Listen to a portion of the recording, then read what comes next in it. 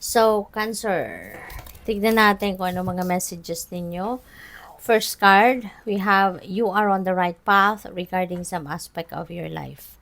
Okay? So, maaaring sagot ito sa inyong dasal. Baka kayo yung nagdadasal asking for confirmation kung nasa tama nga kayong daan. Kung tama nga yung desisyon na gagawin mo. Kung tama na nga ang timing, 'di ba?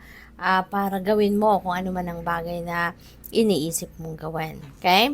So, we also have heartache over what you no longer have. So, siguro kasi, kaya ka pa nasasaktan, no? Kahit wala na yan sa buhay mo, ay kasi, maaring hindi mo pa na-overcome ito. Yung loss mo, hindi mo pa na-overcome. Hindi mo pa siguro na ma-manage, no?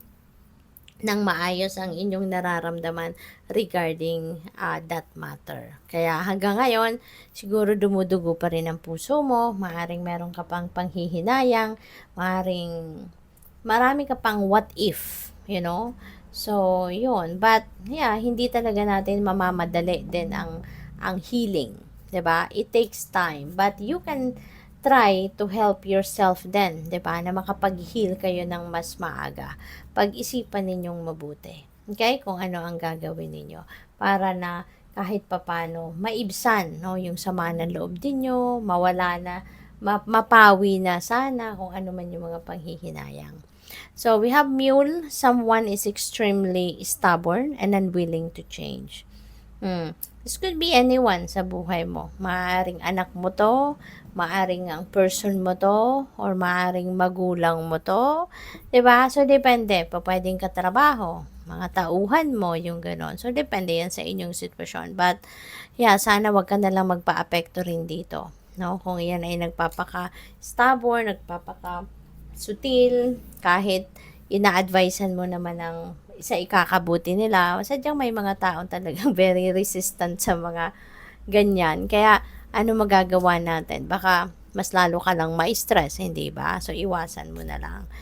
We have dog, protection from a powerful friend. Ayan. So, maaring literal na kaibigan ito, na very protective of you.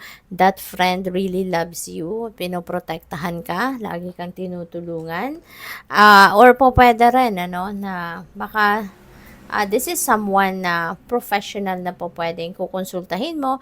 Baka mayroon kang kailangang itanong na gusto mo ng professional point of view. Kaya maaring magtatanong ka sa isang professional dito, no? At maaring yung friend na to ay those professionals. Pwedeng kaibigan mo din talaga sila, and at the same time